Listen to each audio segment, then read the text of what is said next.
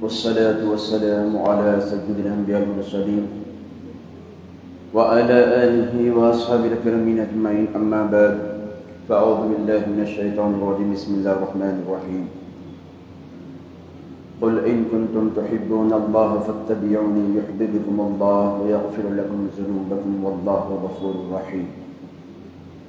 وقال عز وجل جلاله: إن الله وملائكته يصلون على النبي يا أيها الذين آمنوا صلوا عليه وسلموا تسليما.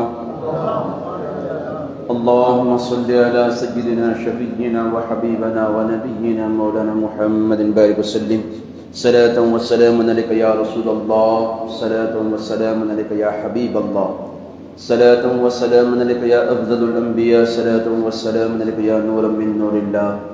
صدق الله العظيم وصدق رسول النبي الكريم وعلى آله وأصحابه الكريمين أجمعين، والحمد لله رب العالمين.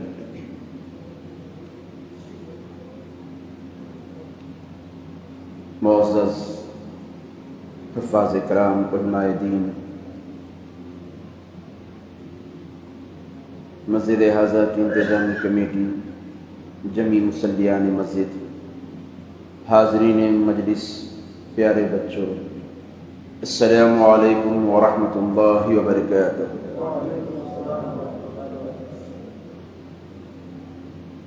تمام تعریف رب العالمین کے لیے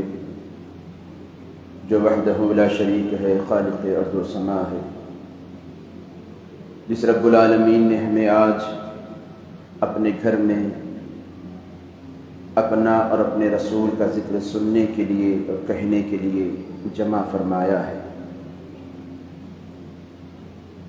آج جو ہم یہاں پر جمع ہیں،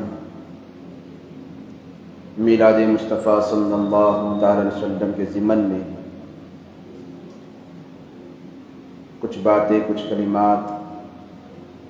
عرض کرنے کی غرض سے حاضر ہوا ہوں۔ نبی پاک کی محفل سجائے بیٹھے ہیں، نبی پاک کی محفل سجائے بیٹھے ہیں، دلوں کو گنبد قدرہ بنائے بیٹھے ہیں، کمائی دونوں جہاں کی کمائے بیٹھے ہیں، کمائی دونوں جہاں کی کمائے بیٹھے ہیں، ہم اپنے آپ کو ان پہ لٹائے بیٹھے ہیں۔ بس ایک یاد ہے شہر مدینہ کی گلیاں، بس ایک یاد ہے شہر مدینہ کی گلیاں، جہاں کے سارے مناظر بھلائے بیٹھے ہیں، جہاں کے سارے مناظر بھلائے بیٹھے ہیں۔ صفوں میں نام لکھانے کو بادشاہوں کی، صفوں میں نام لکھانے کو بادشاہوں کی، در رسول پہ سر کو جھکائے بیٹھے ہیں، در رسول پر سر کو جھکائے بیٹھے ہیں۔ اندھیرے چاہ کے بھی اپنی ہمیں چلا نہیں سکتے، ہم ان کے ذکر کی شمع جلائے بیٹھے ہیں۔ حضور دید کی خیرات ادھر بھی ڈالتے جاؤ، حضور دید کی خیرات ادھر بھی ڈالتے جاؤ، ہم آرزوؤں کی چادر بچھائے بیٹھے ہیں، ہم آرزوؤں کی چادر بچھائے بیٹھے ہیں۔ جہاں پہ سن کے عظمت نبی کی خوش ہیں غلام، جہاں پہ سن کے عظمت نبی کی خوش ہے غلام، وہیں پہ دشمن اپنا منہ جلائے بیٹھے ہیں، وہیں پہ دشمن اپنا منہ جمائے بیٹھے ہیں۔ جمی ہے سرور عالم کی گرد پا سر پر، اسی لیے تو زمانے پہ چھائے بیٹھے ہیں۔ میرے دوست اور بزرگوں، آئیے بلا کسی تاخیر کے آج کی میں گفتگو کے سلسلے کا آغاز کرتا چلوں۔ ارادہ یہ تھا کہ آپ لوگوں کے روبرو عظمت مصطفیٰ صلی اللہ تعالی وسلم کے متعلق کچھ باتیں عرض کروں، مگر مشورہ یہ دیا گیا کہ عشق مصطفیٰ صلی اللہ علیہ وسلم کے متعلق کچھ کلمات کہے جائیں تو زیادہ مناسب ہے، لہٰذا اس بنا پر انشاءاللہ عزیز کچھ لمحات میں سرور کائنات آقا دو جہاں صلی اللہ علیہ وسلم کی محبت کے متعلق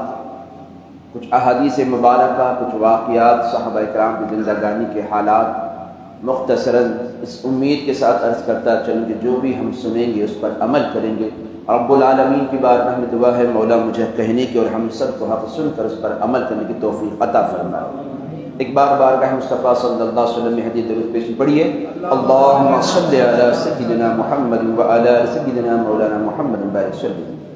خطبہ مسنونہ میں کلام مقدسہ کی جو آیت کریمہ میں نے پڑھی ہے اس میں رب العالمین کا فرمان ہے، اے حبیب پاک صاحب الاولیاء صلی اللہ علیہ وسلم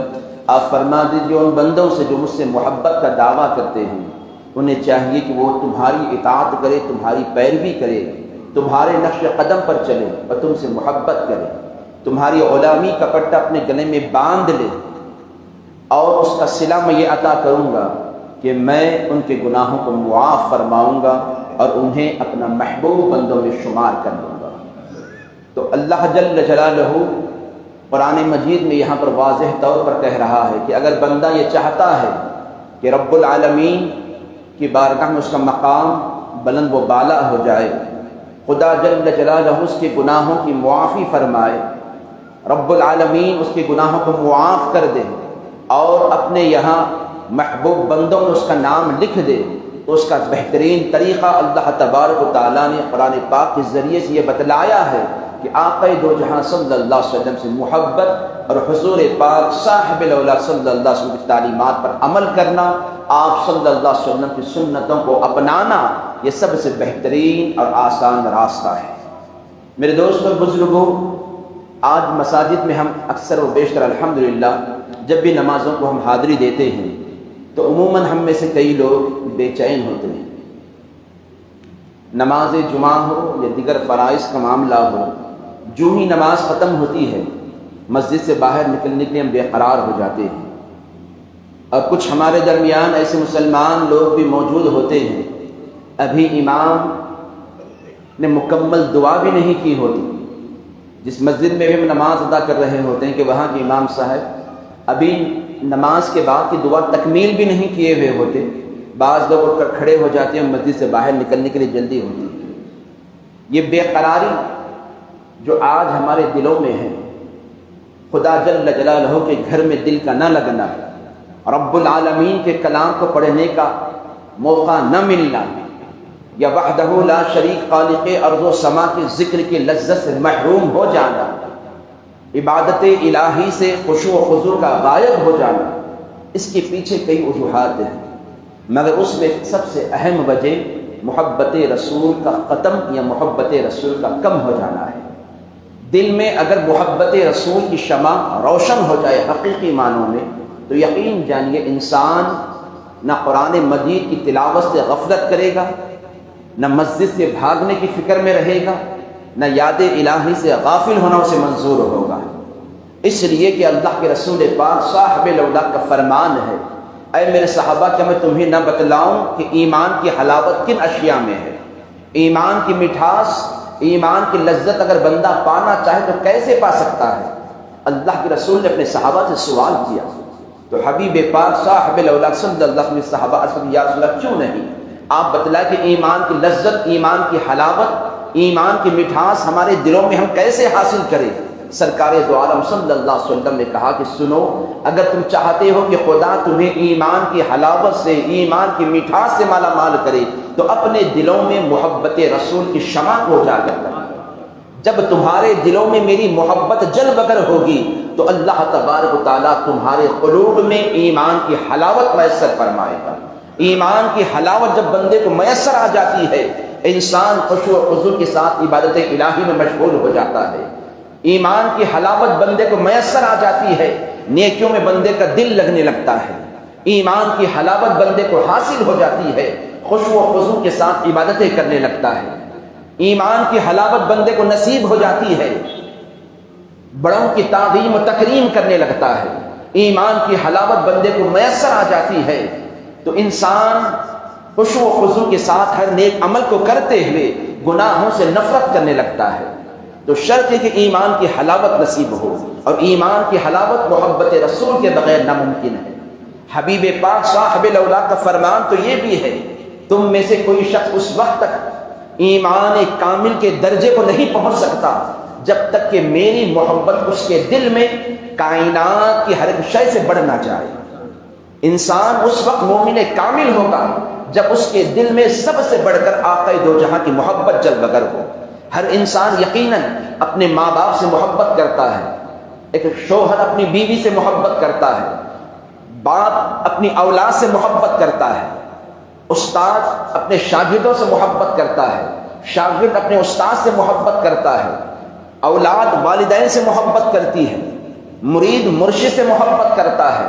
ہر ایک یقیناً کسی نہ کسی کی محبت میں گرفتار ہے اور ہر ایک دوسرے سے محبت کرتا ہے، مگر اللہ کے رسول صلی اللہ علیہ وسلم فرماتے ہیں یقیناً میاں بیوی کو آپس میں محبت کرنی چاہیے، اولاد کو بڑوں کا ادب و احترام کرنا چاہیے، ماں باپ کے دل میں بھی اولاد کے لیے محبت ہونا ضروری ہے، اولاد کے دل میں ماں باپ کا محبت کا ہونا ضروری ہے، استاد کے دل میں شاگرد کی محبت، شاگرد کے دل میں استاد کی محبت کا ہونا یقیناً ضروری ہے، مگر اللہ کے رسول فرما رہے ہیں یہ ساری محبتیں اپنی جگہ ہے۔ اگر تم یہ چاہتے ہو خدا تمہارے ایمان کو تکمیل فرمائے تو ہر ایک کی محبت سے بڑھ کر تمہارے دل میں میری محبت کا ہونا شرط ہے۔ ایک شاگرد کے دل میں استاد کی جتنی محبت ہو اس محبت سے بڑھ کر سرکار کی محبت کا ہونا ضروری ہے۔ اولاد کے دل میں والدین کی جتنی محبت ہے اس محبت سے بڑھ کر حضور کی محبت کا ہونا ضروری ہے۔ ایک امام ایک مقتدی کے دل میں اپنی امام کی جتنی محبت ہے اس محبت سے بڑھ کر آقا کی محبت کا ہونا شرط ہے۔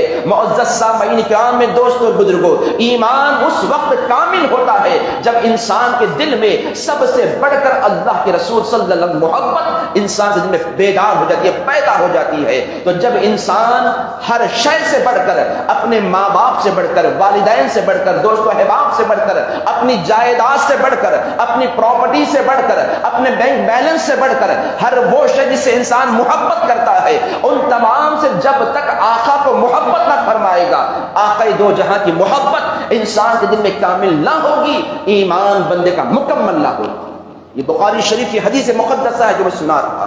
تو ایمان کی تکمیل کے لیے محبت رسول کا کامل ہونا ضروری ہے۔ جب آقا کی محبت ہر شے سے بڑھ جاتی ہے وہ بندہ ایمان کے کامل درجے پر پہنچتا ہے۔ اور میرے دوستوں بزرگوں، صحابہ کرام نے اپنے زندگانی کے ذریعے سے یہی مثال تو پیش کی ہے۔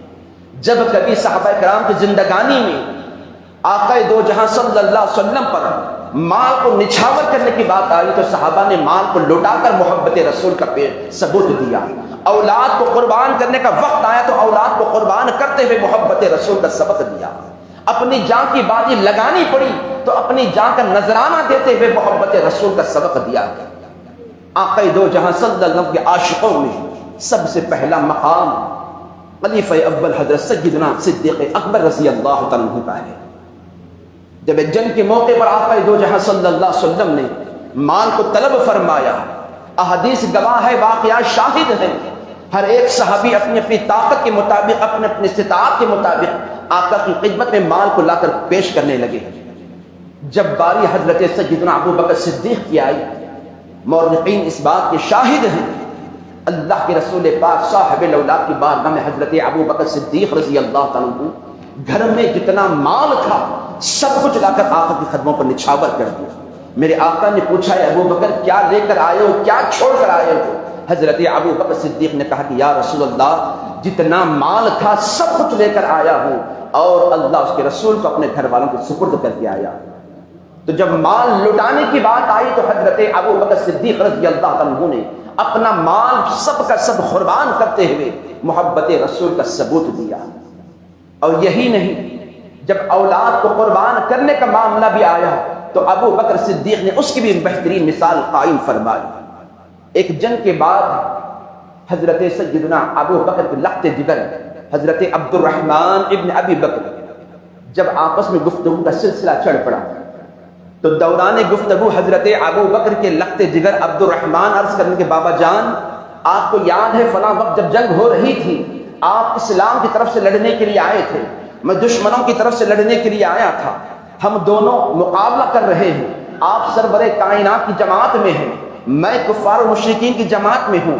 بابا جان جنگ کے دوران ایک ایسا موقع بھی آیا تھا 12 مرتبہ کہ میرے ہاتھوں میں تلوار تھی، آپ کی گردن مجھے دکھائی دے رہی تھی، میں اگر چاہتا تو اپنی تلوار کے ذریعے سے آپ کے سر کو قلم کر سکتا تھا، مگر وہ محبت جو میرے دل میں آپ کے لیے جلوگر ہے، اس محبت نے مجھے اس عمل سے روک دیا، لہٰذا میں نے اس باپ کی محبت کی خاطر اپنے ہاتھوں کو روک ڈالا۔ تو حضرت سیدنا ابو بکر صدیق نے جو بات کہی ہے وہ اب توجہ کے قابل ہے۔ حضرت ابو بکر فرمانے لگے، بیٹا وہ تم تھے، نگاہوں کے سامنے مجھے دیکھا، ہاتھ میں تلوار رکھتے ہوئے بھی وار نہ کیا، رب کعبہ کی قسم اس جنگ کے دوران ایک مرتبہ بھی میری نگاہ تم پر پڑتی، ہاتھوں میں تلوار ہوتی تو اسی تلوار سے تمہارے جسم کے 2 ٹکڑے کر دیتا، میں یہ نہ خیال کرتا تم میرے بیٹے ہو، دشمن رسول سمجھ کر تمہارے جسم سے گردن کو جدا کر دیتا۔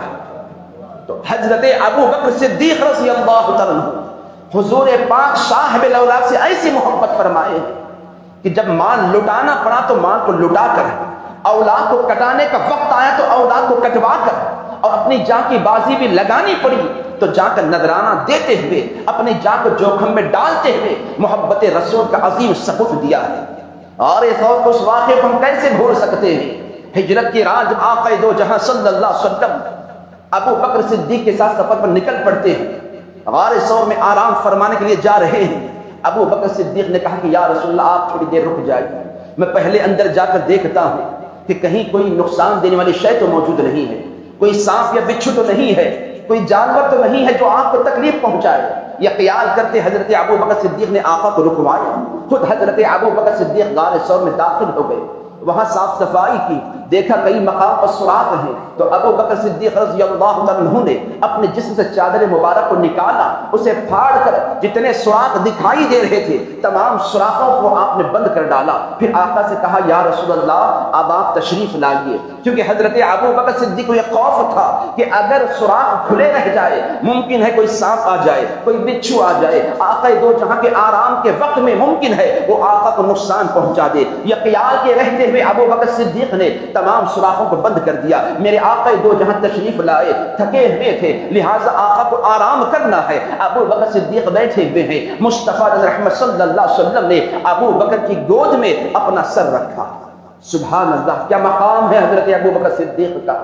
گود ابو بکر کی ہے، آرام مصطفیٰ فرما رہے ہیں، آقا دو جہاں صلی اللہ علیہ وسلم آرام فرما رہے ہیں۔ اچانک نگاہ ابو بکر صدیق کی غار کے ایک مقام پر پڑتی ہے، دیکھا کہ سوراخ کھلا ہے، وہاں سے روشنی دکھائی دے رہی ہے، دل میں خیال آیا کہیں ایسا نہ ہو کہ وہاں سے کوئی سانپ آ جائے۔ آپ نے آہستہ سے سوچا اب کیا کیا جائے، سرکار آرام فرما رہے ہیں، حضور کو بیدار کرنا یہ ادب میں گستاخی ہوگی، مصطفیٰ رحمت تھکے ہوئے تھے، دل نے گوارا نہ کیا سرکار کے آرام کرنے میں خلل واقع ہو۔ ابو بکر صدیق رضی اللہ عنہ نے بیٹھے بیٹھے اپنے قدم کو آہستہ سے حرکت دی اور اپنی ایڑی کو اس سوراخ کے پاس لگوا دیا۔ تاریخ گواہ ہے، واقعہ شاہد ہے، ایک سانپ جو ہے ہر سوراخ کی طرف جاتا رہا، ہر سوراخ کو بند پایا تو اس مقام پر آ جاتا ہے جہاں ابو بکر صدیق نے اپنی ایڑی کو لگا کر آرام بیٹھے تھے، لہٰذا سانپ نے دیکھا ہر ایک مقام پر تو کوئی گنجائش نہیں دکھائی دے رہی ہے، یہاں کوئی نرم چیز دکھائی دے رہی ہے۔ اب سانپ اپنی فطرت کے مطابق وہاں ڈنک مارنے لگتا ہے،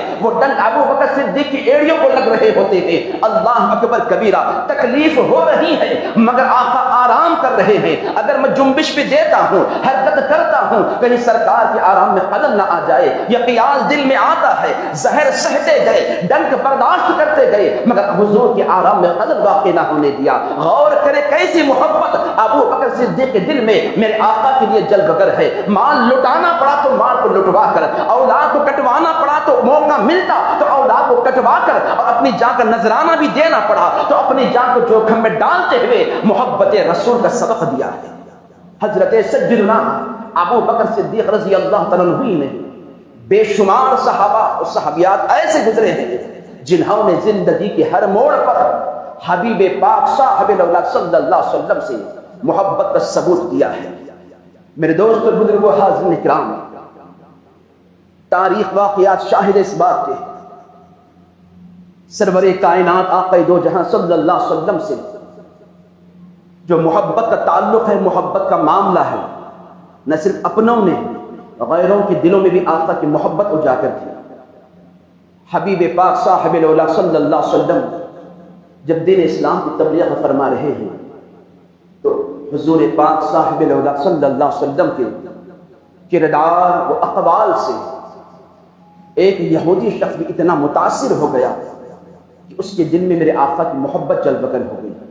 وہ دل ہی دل میں سرور کائنات کو چاہنے لگا، محبت کرنے لگا. نوجوان شخص حضور پاک صاحب الاولیاء کی محبت کی شمع اب اس کے دل میں اجاگر ہو گئی. مگر چونکہ والدین یہودی تھے، سارا گھرانہ یہودی تھا، پورا قبیلہ یہود و نصارہ میں مشغول ہے،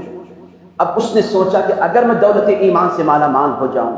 اگر اس بات کو ظاہر کر دوں کہ مجھے حضور سے محبت ہے، کلمہ طیبہ اگر میں پڑھ لوں تو ممکن ہے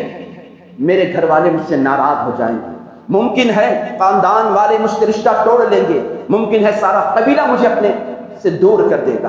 یہ خیال دل میں آیا تو بات جو دل میں تھی زبان پر نہ لا پایا، مگر آقا کی محبت سرور کائنات کا عشق جو ہے اس کے دل میں جلوگر تھا. دن گزرتے گئے، جب بھی سرور کائنات کسی مقام پر مجلس ہوتی ہے، دور مقام پر جا کر کھڑا ہوتا، آقا کے چہرے کو تکنے لگتا، سرکار کی زیارت کرتا، حضور کی گفتگو کو سنتا. مگر ایک بار ایسا ہوا، چونکہ میرے دوست بزرگ دستور ہے، ہر مرض کا ایک علاج ہے، مگر عشق کا کوئی علاج نہیں ہے. اب اسے آقا سے عشق ہو گیا تھا، سرور کائنات کی محبت کی شمع دل میں اجاگر ہو چلی تھی. لہٰذا اب حضور کے دیدار کے لیے، حضور کی زیارت کے لیے بندہ بے قرار رہنے لگا، یہاں تک کہ بیمار پڑ جاتا ہے، بستر مرگ پر پڑ گیا. وقت گزرتا گیا، ایام بیتتے چلے گئے،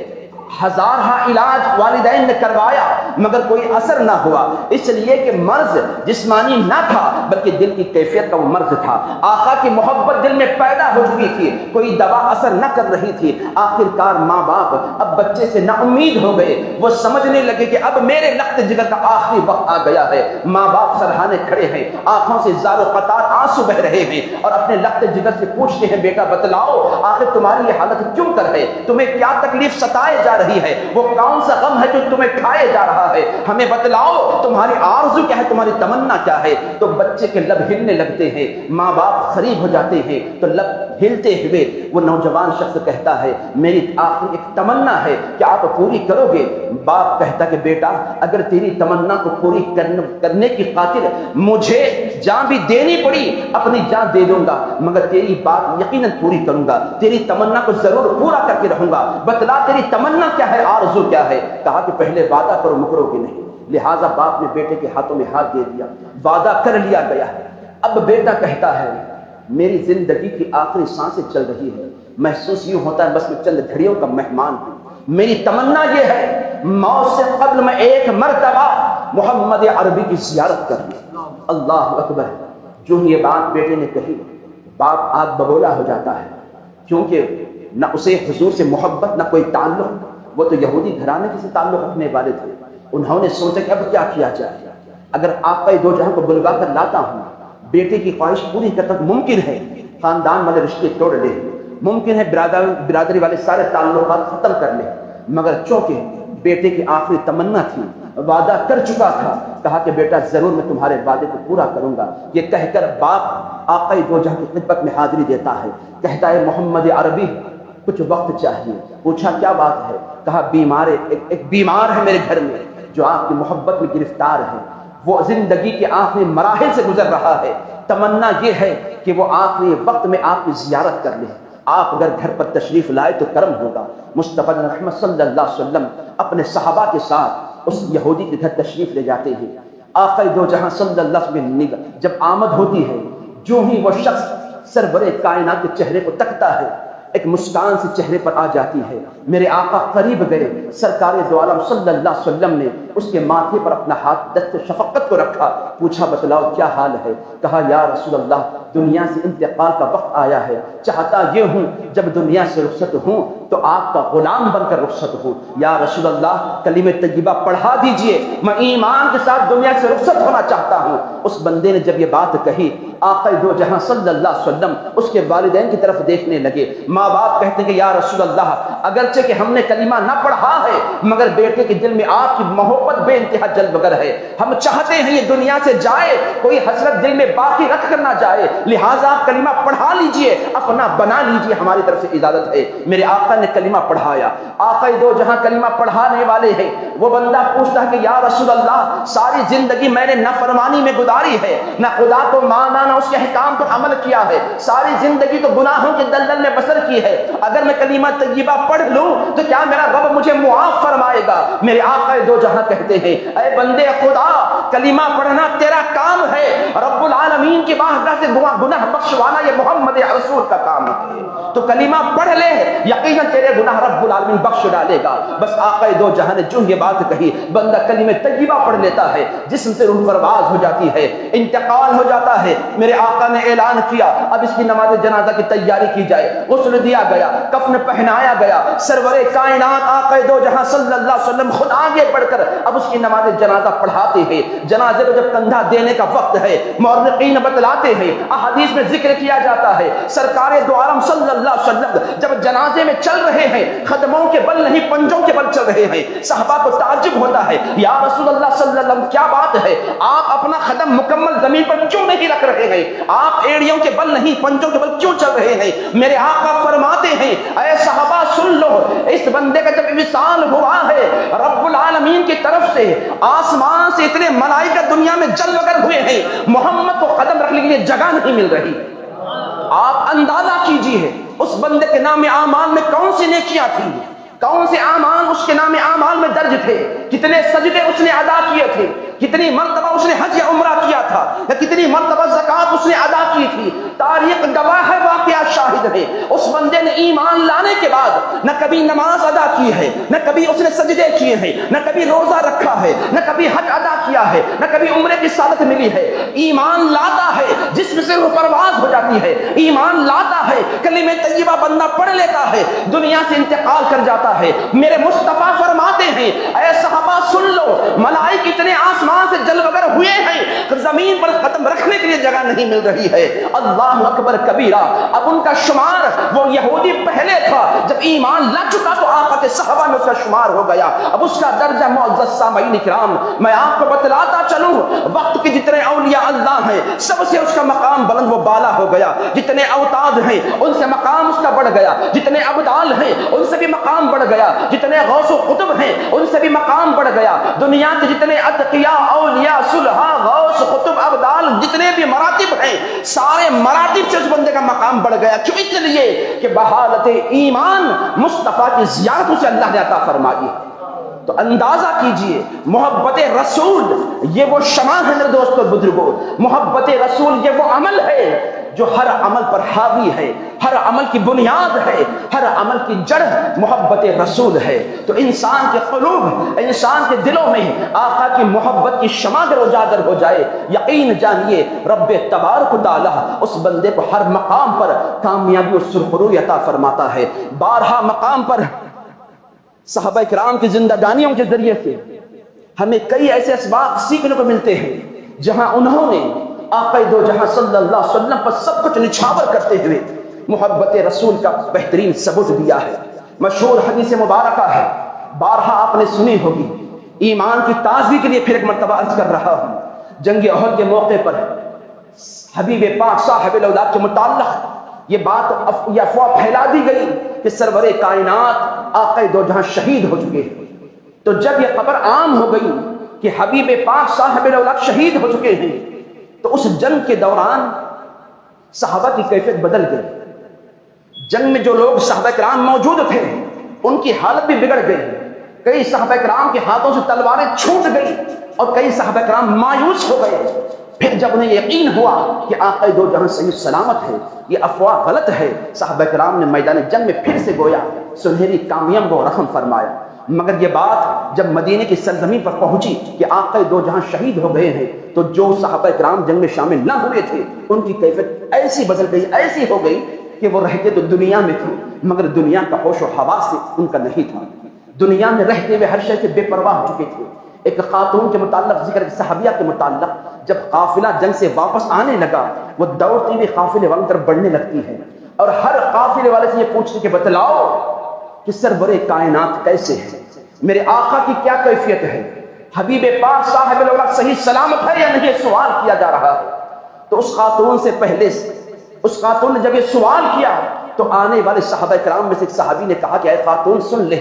ہمیں دکھ کے ساتھ یہ بات کہنی پڑ رہی ہے کہ اس جنگ میں تیرے والد کی شہادت ہوئی ہے، تیرے والد جو جنگ میں گئے تھے وہ جام شہادت نوش کر چکے ہیں۔ خاتون نے سنا،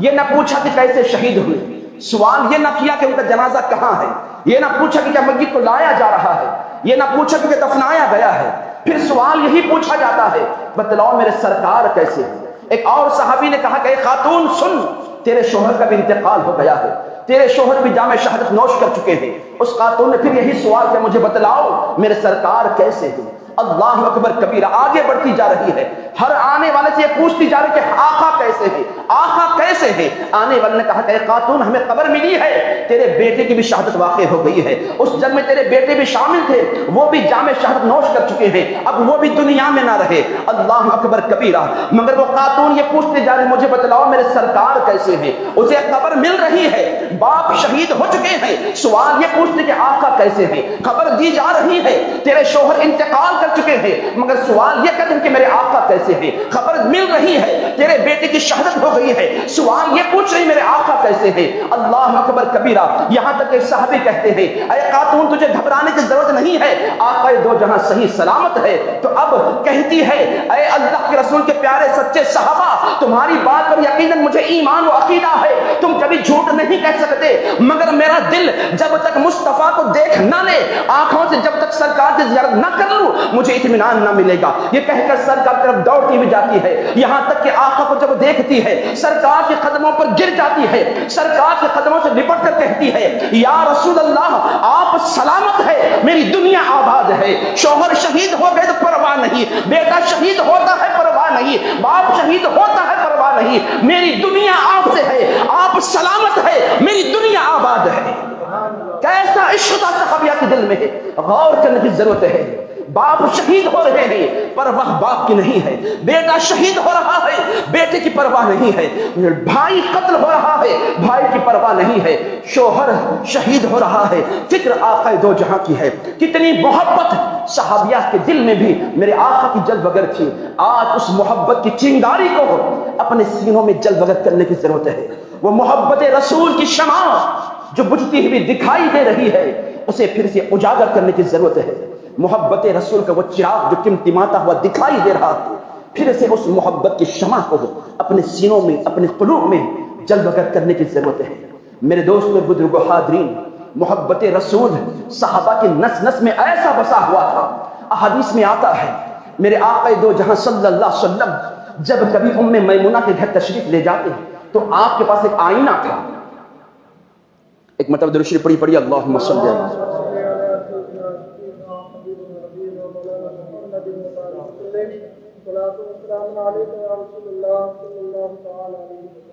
مسلم شریف کی حدیث مقدسہ ہے، حبیب پاک صاحب الاولاد صلی اللہ علیہ وسلم ام میمونہ کے پاس جب بھی تشریف لے جاتے تو وہاں پر ایک آئینہ تھا۔ حبیب پاک صاحب الاولاد صلی اللہ علیہ وسلم اکثر اس میں اپنے زلفوں کو سنوارا کرتے تھے، سرما اسی کے ذریعے سے لگایا کرتے تھے۔ حبیب پاک صاحب الاولاد جب اس دنیا سے انتقال کر گئے، ظاہری طور پر میرے مصطفیٰ پردہ فرما گئے، صحابہ کی حالت بگڑتی گئی۔ جب صحابہ کرام حبیب پاک صاحب الاولاد صلی اللہ علیہ وسلم زیارت میں بے قرار ہوتے، جب کبھی بھی بے چین ہوتے تو سب صحابہ مل کر کہتے چلو ام میمونہ کے گھر چلے جاتے ہیں۔ کیوں؟ اس لیے کہ وہاں پر وہ آئینہ ہے جس میں سرور کائنات اپنی صورت دیکھا کرتے تھے۔ اب حضرت میمونہ کے گھر تشریف لے جاتے، آئینے پر ایک پردہ ڈالا ہوا ہوتا، حضرت ابو بکر صدیق ہو یا دیگر صحابہ کرام ہو جب اس آئینے کو اپنے ہاتھوں میں لیتے ہیں، اس آئینے کے اوپر سے کپڑے کو ہٹا دیتے ہیں۔ احادیث گواہ ہے صحابہ کرام جب اس آئینے میں اپنا چہرہ دیکھنا چاہتے، آئینے میں خود کا نہیں سرکار کا چہرہ دکھائی دینے لگتا تھا۔ آپ اندازہ کیجئے کتنی محبت صحابہ کے دلوں میں جلوگر تھی۔ آئینہ بھی دیکھتے ہیں تو خود کا چہرہ نہیں آخر کا چہرہ دکھائی دے رہا ہے، جدھر نگاہ ڈالتے ہیں سرکار کے جلوے دکھائی دے رہے ہوتے ہیں۔ اللہ اکبر کبیرہ، کیا محبت صحابہ کے دلوں میں آقا دو جہاں کے لیے جلوگر تھی۔ اور جہاں محبت تھی وہیں ادب بھی تھا، احترام بھی تھا، مصطفیٰ کی تعظیم و تکریم بھی تھی۔ احادیث گواہ ہے، بخاری شریف کی حدیث مقدسہ ہے، مصطفیٰ رحمت صلی اللہ علیہ وسلم جب بیماری کی حالت میں ہے، نماز بجماعت ادا کرنے سے سرور کائنات صلی اللہ علیہ وسلم کچھ وقت کے لیے معذور ہیں، حبیب پاک صاحب الاولاد مصلی پر نہیں آ رہے، تو ابو بکر صدیق مصلی مصطفیٰ پر کھڑے ہوتے ہیں اور نماز ادا کرنے کے لیے آگے بڑھتے ہیں۔ سرور کائنات آقا دو جہاں کی تبھی آمد ہوتی ہے، حبیب پاک صاحب الاولاد صلی اللہ علیہ وسلم جب جو ہی تشریف لاتے ہیں تو صحابہ کرام نے حضور کو آتے ہوئے دیکھا تو صفوں کو چھیننے لگتے ہیں۔ اب چونکہ ابو بکر صدیق آگے بڑھ چکے تھے، مصلی پر کھڑے ہیں، رکعت باندھ چکے ہیں، صحابہ کرام نے ابو بکر کو ہٹانے کے لیے، پیچھے آنے کے لیے، اشارہ دینے کے لیے اپنی انگلیوں کو اپنی ہتھیلی پر مارنا شروع کر دیا کہ آقا دو جہاں تشریف لا رہے ہیں، تمہیں پیچھے آ جانا چاہیے۔ لہذا صحابہ کے اس عمل کو ابو بکر پہچان گئے کہ مصطفیٰ کی آمد ہوئی ہے، لہذا ابو بکر صدیق رضی اللہ عنہ نماز کی حالت میں اسی وقت پیچھے آنے لگتے ہیں۔ سرکار نے آگے بڑھانا چاہا مگر ابو بکر پیچھے ہٹ جاتے ہیں، میرے آقا آگے بڑھتے ہیں۔ نماز ادا کی گئی، نماز مکمل ہو گئی۔ نماز ختم ہونے کے بعد تاجدار مدینہ راحت قلب و سینہ مصطفیٰ رحمت صلی اللہ علیہ وسلم نے ابو بکر سے کہا کہ اے ابو بکر، میں نے تمہیں آگے بڑھایا تھا، تم آگے نماز بڑھ کر کیوں نہیں پڑھائی؟ مصلی پر کھڑے تھے، نماز پڑھا دیتے، جبکہ میں نے آگے بڑھایا تھا پھر بھی تم پیچھے ہٹ گئے۔ تو ابو بکر صدیق رضی اللہ عنہ نے جو ادب و احترام کا ایک قاعدہ، ایک اصول دیا ہے، آج ہر مسلمان کو اس پہ عمل کرنے کی ضرورت ہے۔ ابو بکر صدیق کہتے ہیں یا رسول اللہ، ابو قحافہ کی اتنی کہاں مجال کہ آقا کے ہوتے ہوئے غلام آگے بڑھ کر نماز پڑھائے۔ اللہ اکبر کبیر، نماز کی حالت میں پیچھے ہٹ رہے، یہ تعظیم مصطفیٰ ہے۔ اور ایک حدیث مبارک مشہور ہے، بخاری شریف کی حدیث مقدسہ جو سنا رہا ہوں، الحمدللہ جو باتیں بیان کر رہا ہوں احادیث کے ذریعے سے ثابت بھی ہیں، کوئی دیکھنا چاہے تو میں دکھلا بھی سکتا ہوں۔ الحمدللہ حبیب پاک صاحب الاولاد صلی اللہ علیہ وسلم جب بیماری کی حالت میں ہے، ابو بکر صدیق مصلی پر کھڑے ہیں، نماز ادا فرما رہے ہیں، غالباً نماز عصر کا معاملہ ہے۔ سرکار دو عالم صلی اللہ علیہ وسلم تقریباً 2 یا 3 دن ہوئے آقا دو جہاں بجماعت نماز ادا نہ کرے، کیونکہ بیماری تھی، کمزور تھے، مرض تھا، لہٰذا وصال سے قبل سرور کائنات صلی اللہ علیہ وسلم نماز بجماعت ادا نہ کر سکے، تو اپنے کمرے ہی میں آقا دو جہاں صلی اللہ علیہ وسلم نماز پنجگانہ ادا فرما رہے تھے۔ دن میں آیا تو حضرت سرور کائنات آقا دو جہاں صلی اللہ علیہ وسلم اپنے حجرے ہی میں کھڑے رہ کر پردے کو ہٹاتے ہیں۔ جب پردے کو ہٹایا گیا، احادیث میں ذکر کیا جاتا ہے سرکار دو عالم صلی اللہ علیہ وسلم جو حجرے مبارک تھا وہ قبلے کے دہنی جانب تھا، سیدھے جانب نہیں بلکہ دہنی جانب تھا۔ حبیب پاک صاحب الاولاد صلی اللہ علیہ وسلم نے جو ہی اپنے حجرے مبارک سے پردے کو ہٹایا تو وہ صحابہ کرام جن کے رگ رگ میں مصطفیٰ کی محبت بسی ہوئی تھی، خدا کی بندگی کرنے کے لیے کھڑے تھے، مگر جو ہی محسوس ہوا کہ آقا دو جہاں صلی اللہ علیہ وسلم ہماری طرف دیکھ رہے ہیں، آقا کا چہرہ نظر آ رہا ہے، صحابہ کرام نے اپنے رخ کو پھیر دیا،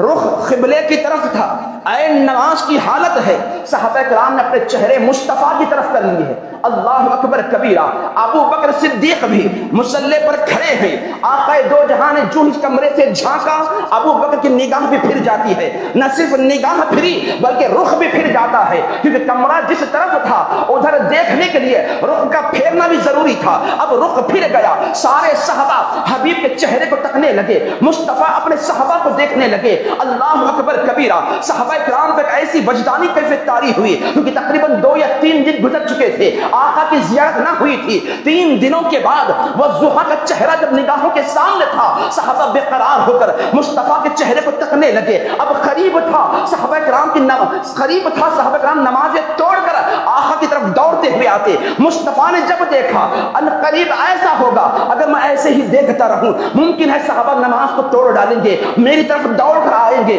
سرکار نے پردے کو گرا دیا۔ اب یہاں پر معزز سامعین کرام ایک بات بتلانا چاہتا ہوں، صحابہ کرام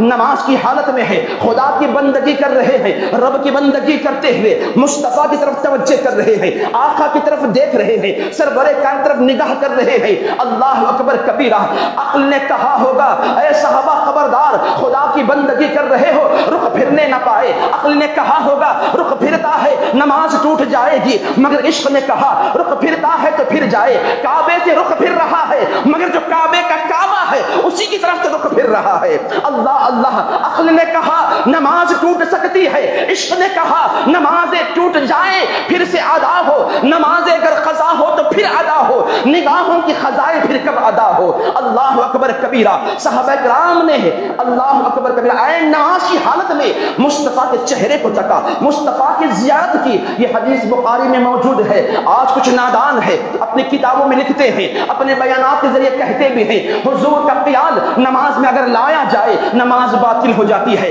نماز ٹوٹ جاتی ہے۔ اللہ اکبر کبیرہ، یہ حدیث بخاری میں موجود ہے۔ اس حدیث کے متعلق محدثین لکھتے ہیں نہ صرف صحابہ نے نماز کی حالت میں حضور کو تکا ہے، حضور کی طرف متوجہ ہو کر رب کی بندگی ادا کی ہے، لہذا یہ بات ثابت ہو گئی عین نماز کی حالت میں بھی حضور کا خیال آنا تو دور کی بات ہے، آقا کی طرف بندہ توجہ بھی کر لیتا ہے، رخ بھی مصطفیٰ کی طرف پھیر دیتا ہے۔ قسم رب کعبہ کی، وہ نماز ٹوٹتی نہیں ہے، وہ نماز کامل ہو جاتی ہے۔ اسی لیے تو عاشق کہتے ہیں مجھے کیا خبر تھی رکوع کی، مجھے ہوش کب تھا سجود کا، تیرے نقش پا کی تلاش تھی جو جھک رہا تھا نماز میں۔ نمازیں اسی وقت قبول ہوتی ہے جب بندہ ہر ادا میں میرے آقا کی اداؤں کو اپنائے۔ رکعت باندھ رہا ہو یہ تصور رکھے میرے مصطفیٰ نے ایسے رکعت باندھی ہوگی، قیام کرے تصور رکھے میرے آقا نے ایسا قیام کیا ہوگا، رکوع کرے تصور رکھے میرے آقا نے ایسا رکوع کیا ہوگا، سجدے میں سر جھکائے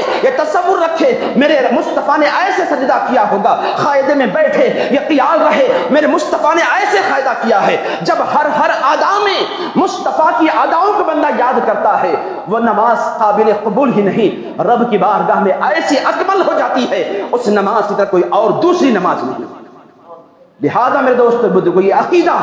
آج اپنانے کی ضرورت ہے، اس عقیدے پر قائم رہنے کی ضرورت ہے۔ اور ایک بات بتلاتا چلوں، وقت ہو رہا ہے، ایک مختصر سی بات عرض کرتے ہوئے اپنی گفتگو کو سمیٹتا چلوں۔ باتیں سمجھ میں آ رہی ہے آپ لوگوں کو؟ کچھ اور سننا چاہیں گے یا الفاظ کو روک دوں؟ سننا چاہیں گے؟ درود شریف پڑھیے، اللہم صلی علی سیدنا شفیعنا وحبیبنا ونبینا ومولانا محمد بارک وسلم۔ میرے آقا کا فرمان ہے جو انسان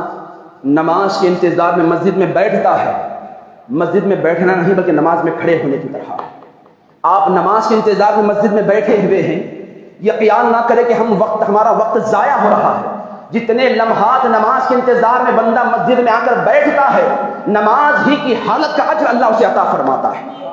تو آپ نماز کے انتظار میں بیٹھے، الحمدللہ نماز عشاء بھی پڑھنی ہے، آقا پر درود و سلام بھی پڑھنا ہے، فاتحہ خوانی میں بھی ہمیں شریک رہنا ہے، پھر اس کے بعد انشاءاللہ اپنے گھروں کی طرف رخصت ہونا ہے۔ حبیب پاک صاحب العلا کی بارگاہ میں صحابی حاضر ہوئے، پوچھا یا رسول اللہ صلی اللہ علیہ وسلم مجھے بتلائے کہ قیامت کب واقع ہوگی؟ ترمذی شریف کی حدیث مبارکہ ہے، امام مسلم نے بھی اسے ذکر کیا ہے، مشکات میں بھی اسے ذکر کیا جاتا ہے۔ حبیب پاک صاحب العلا کی بارگاہ میں سوال کیا گیا یا رسول اللہ صلی اللہ علیہ وسلم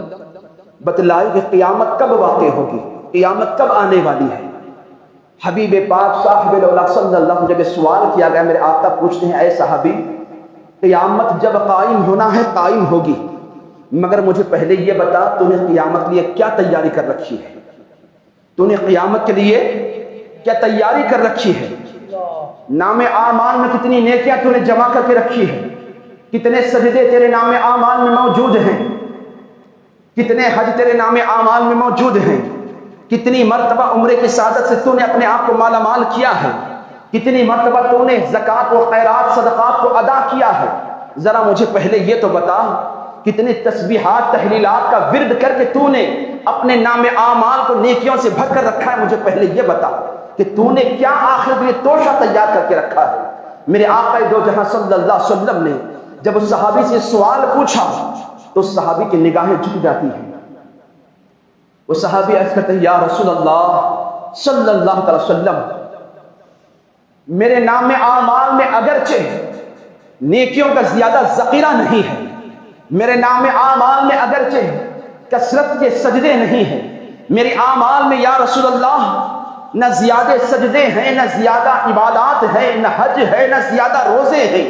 نہ زیادہ نوافل کو میں نے اپنے نام اعمال میں جمع کیا ہے، نہ نام اعمال میں زیادہ صدقات و خیرات کی نیکیاں ہیں۔ یا رسول اللہ صلی اللہ علیہ وسلم، یقیناً میرا نام اعمال نیکیوں سے بھرا ہوا نہیں ہے، نیکیوں سے اگرچہ خالی ہے، مگر یا رسول اللہ میرا سینہ آپ کی محبت سے بھرا ہوا ہے۔ اللہ اکبر کبیرہ۔ اس صحابی رسول نے جب یہ بات کہی کہ یا رسول اللہ اگرچہ کہ میرے پاس نمازوں کا زیادہ ذخیرہ نہیں ہے، روزوں کا زیادہ ذخیرہ نہیں ہے، حج و زکوٰۃ کا زیادہ ذخیرہ نہیں ہے، اعمال میں اگرچہ میں کمزور ہوں، مگر یا رسول اللہ آپ کی محبت میری نس نس میں سموئی ہوئی ہے۔ میرے آقا فرماتے ہیں اے صحابی اگر یہ بات ہے تو سن، المرء ما من احب الیہ، اللہ کے رسول فرماتے ہیں قیامت کے دن ہر بندہ اسی کے ساتھ اٹھایا جائے گا جس کی محبت اس کے دل میں جل بگر ہوگی۔ اگر تیرے دل میں میری محبت جل بگر ہے تجھے گھبرانے کی ضرورت نہیں ہے، حشر کے میدان میں خدا تیرا حشر محمد رسول اللہ کے ساتھ فرمائے گا۔ اب غور کرنے کی بات ہے، وہ صحابی رسول نے جو بات کہی ہے اس بات کے مطابق حضرت انس بن مالک فرماتے ہیں ایمان لانے کے بعد سب سے بڑھ کر اگر خوشی ہمیں کسی وقت حاصل ہوئی سرکار کے اس فرمان کو سن کر حاصل ہوئی ہے، کیونکہ میرے بھی اعمال اگرچہ ابو بکر و عمر کی طرح نہیں ہے، عثمان و علی کی طرح نہیں ہے، مگر میری نس نس میں عشق مصطفیٰ سمویا ہوا ہے۔ انس بن مالک فرماتے ہیں کیا ہوا عبادات میں اگرچہ کوتاہی ہے مگر آقا کی محبت سینے میں جل بگر ہے، مجھے یقین ہے رب تبارک و تعالی میرا بھی حشر جو ہے ابو بکر و عمر کے ساتھ فرمائے گا۔ یہ کون کہتے ہیں؟ حضرت انس بن مالک کہتے ہیں، صحابی رسول کہتے ہیں۔ آج یقیناً میرے دوست بزرگوں یقیناً ہمارے اعمال بھی نیکیوں سے بھرے ہوئے نہیں ہیں، ہمارے نام اعمال بھی یقیناً نیکیوں سے محروم ہے، ہمارے نام اعمال میں یقیناً نمازوں کی کمی ہے، ہمارے نام اعمال میں یقیناً حج و زکوٰۃ کی کمی ہے، ہمارے نام اعمال میں صدقہ و خیرات کی کمی ہے، ہمارے نام اعمال میں یقیناً زیادہ نیکیاں موجود نہیں ہے، مگر یاد رکھ لیجئے اعمال اگرچہ مختصر سے ہوں، محشر کے میدان میں یقیناً اعمال کی کمی کی وجہ سے شرمندگی ضرور اٹھانی پڑ سکتی ہے، نماز بندہ مکمل ادا نہ کرے تو رسوائی کا سامنا کرنا پڑ سکتا ہے، روزے نہ رکھے تو یقیناً محشر کے میدان میں انسان کو ذلت کا سامنا کرنا پڑ سکتا ہے۔ سارے عبادتیں اپنی جگہ ہے مگر محبت رسول یہ وہ عمل ہے، اعمال میں اگرچہ کوتاہی ہو جائے محبت رسول دل میں موجود ہے، میرے آقا کے فرمان کے مطابق محشر کے میدان میں خدا ہمارا حشر آقا دو جہاں کے ساتھ فرمائے گا۔ تو محبت رسول کی شمع کو اجاگر کر لو، آقا دو جہاں صلی اللہ علیہ وسلم کی محبت اپنے دلوں میں ایسے بیدار کر لو کہ نس نس میں محبت رسول سمو جائے گا۔ آج یقیناً یہ میلاد کی محفل کا انعقاد کرنا محبت رسول کی علامت ہے۔ آپ اس مسجد میں جو آج آقا کا میلاد سجایا جا رہا ہے یہ محبت رسول کی علامت ہے، ذکر رسول کرنا محبت رسول کی علامت ہے، ذکر رسول سننا محبت رسول کی علامت ہے، درود کی محفلوں کو سجانا محبت رسول کی علامت ہے، نیکیوں میں مشغول ہو جانا محبت رسول کی علامت ہے، آقا کا میلاد آقا دو جہاں کی ولادت کی خوشی کا اہتمام کرنا محبت رسول کا ثبوت ہے، میرے آقا کی ولادت کے موقع پر اپنے گھروں کو جگمگانا یہ محبت رسول کا ثبوت ہے، سرور کائنات کی ولادت کے موقع پر اپنی گلیوں کو سجانا یہ محبت رسول کا ثبوت ہے، اپنے گلیوں میں جھنڈوں کو لہرانا یہ محبت رسول کا ثبوت ہے۔ یقیناً آج ہم اہل سنت والجماعت جو اعمال آقا دو جہاں کی ولادت کے موقع پر خوشیوں کے جو اعمال کر رہے ہیں یہ محبت رسول کی پہچان ہے، محبت رسول کی علامت ہے، اسے یقیناً کرتے رہنا ہے۔ اس لیے بھی کہ اللہ اکبر کبیرہ حضرت علامہ ابن حجر مکی رحمۃ اللہ علیہ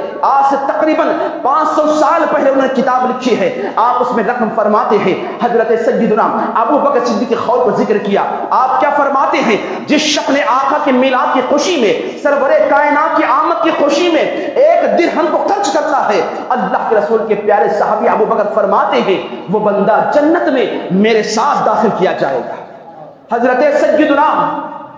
عمر فاروق فرماتے ہیں جو آقا کی ولادت میں سرکار کے پیدائش کے موقع پر اپنی کمائی کو حلال کمائی کو خرچ کرتا ہے، سرکار کی ولادت کی خوشی میں جھنڈوں کو لہراتے ہوئے ہو، مسجدوں کو جگمگاتے ہوئے ہو، غریبوں کو کھانا کھلاتے ہوئے ہو، لوگ بے سہاروں کو سہارا دیتے ہوئے ہو، یا پھر جو بھوکے ہیں، جو ننگے ہیں انہیں کپڑے پہناتے ہوئے ہو، جو غربا ہے ان کی امداد کرتے ہوئے ہو، جس طریقے سے بھی ہو سکے اپنی کمائی کو آقا کے پیدائش خوشی میں بندہ خرچ کرتا ہے۔ عمر فاروق فرماتے ہیں جس نے آقا کی ولادت کی خوشی میں 1 درہم بھی خرچ کیا گویا اس نے اسلام کو دوبارہ زندہ فرمایا۔ مولا کائنات علی شیر خدا فرماتے ہیں جو شخص آقا کی ولادت میں 1 درہم خرچ کرتا ہے، رب العالمین اس بندے کو جنگ بدر و جنگ حنین میں شامل ہونے کا ثواب عطا فرماتا ہے۔ اور جنگ بدر یہ وہ جنگ ہے جس کے متعلق سرور کائنات نے ان کی جنتی ہونے کی خوشخبری سنائی ہے۔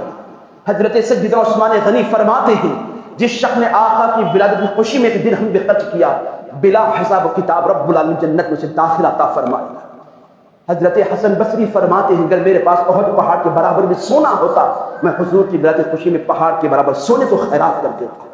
تو آج یقیناً میرے دوست بزرگوں آقا کی ولادت خوشی میں ہم اپنے کمائی کو خرچ کریں، خواہ غریبوں کو کھلانے کے لیے ہو، بیواؤں کو کپڑے دینے کے لیے ہو، یتیموں کے سر پر شفقت کا ہاتھ رکھتے ہوئے ہو، یا پھر دیگر جو بھی معاملات میں، یہاں تک کہ آپ فرض کر لیجئے آپ اپنے محلے میں، اپنے مسجد میں اپنے کسی ساتھی کو دیکھتے ہیں کہ وہ غربت کی حالت میں ہے، آقا کی ولادت خوشی میں اس کی امداد کرتے ہیں، آپ اپنے مسجد کے مؤذن کو کچھ ہدیہ پیش کرتے ہیں، امام کو تحفہ پیش کرتے ہیں آقا کی ولادت خوشی میں، تو یقیناً یہ عمل بھی آپ کا اللہ اس کے رسول کی ولادت خوشی میں خرچ کرنے میں شمار کیا جائے گا اور ڈھیروں ثواب اللہ اس پر آپ کو عطا فرمائے گا۔ تو لہٰذا آقا کی ولادت خوشی میں حلال کاموں اپنے رقم کو خرچ کیجیے، مگر بالخصوص نوجوانوں کو گزارش یہ بھی ہے، اپیل بھی ہے، کیونکہ بارہا اس کے متعلق علماء اہل سنت کے علاوہ دیگر مکاتب فکر کے لوگ بھی یہ بات واضح کریں کہ خدا رہا میلاد کے موقع پر ڈی جے کا استعمال نہ کرو۔ 1000 بار اس کے متعلق کہا جا رہا ہے، بار بار تنبیہ کی جا رہی ہے، مگر باوجود اس کے افسوس اس بات پر ہوتا ہے کہ آج ہماری نئی نسل جو ہے اس بات کو سننے کے لیے تیار نہیں ہے۔ ماہ میلاد کے مقدس موقع پر بھی آج ڈی جے کا اہتمام کیا جا رہا ہے، بزرگان دین کے مقدس ایام میں بھی آج ڈی جے کا استعمال کیا جا رہا ہے۔ خدا کی عزت و جلال کی قسم آپ کا یہ عمل اللہ اس کے رسول کے لیے ناراضگی کا سبب بنے گا۔ خدا را ڈی جے ہرگز نہ لگاؤ، استعمال نہ کرو، اور خاص طور پہ وہ لوگ جو ڈی جے کے معاملے میں رقم دینے والے ہوں، خواہ سیاستدان ہو یا مالدار ہو، ان سے بھی گزارش ہے آپ اگر اپنی طرف سے بینک بیلنس بڑھانے، ووٹ بیلنس بڑھانے کے لیے رقم کو خرچ کر رہے ہیں تو یاد رکھیے آپ کو اللہ ذلیل و رسوا فرمائے گا۔ ضرورت اس بات کی ہے کہ آپ اس برے عمل سے ساری مخلوق کو روکنے کی کوشش کریں۔ بہرحال میں دوستو بزرگوں وقت کافی ہو رہا، یہیں پر اپنی گفتگو کو سمیٹ رہا ہوں۔ بارگاہ رب العالمین میں دعا ہے کہی گئی سنی گئی باتوں پر اللہ تبارک و تعالیٰ پہلے مجھے عمل کرنے کی توفیق عطا فرمائے، جتنے بھی حاضرین جمع ہوئے ہیں ہم سب کو اس پر عمل کرنے کی توفیق عطا فرمائے۔ باری تعالیٰ جنہوں نے بھی اس محفل کو منانے کے لیے انعقاد عمل میں لایا ہے، جنہوں نے بھی باری تعالیٰ جس طرح سے بھی حصہ لیا ہے ان کی کوششوں کو قبول فرما، اور الہ العالمین یہاں کے انتظامیہ کو اسی طرح آقا کا میلاد منانے کی بار بار انہیں توفیق و سعادتوں سے مالا مال فرما۔ الہ العالمین ہم سب کا خاتمہ بالخیر فرما، عزت کی زندگی عطا فرما، ایمان پر موت نصیب فرما۔ ان اللہ وملائکتہ یصلون علی النبی یا ایھا الذین آمنوا صلوا علیہ وسلموا تسلیما۔ اللهم صل علی سیدنا شفیعنا وحبیبنا ونبینا مولانا محمد وسلم بفضل سبحان ربک رب العزة عما یصفون والسلام علی المرسلین والحمد للہ رب العالمین۔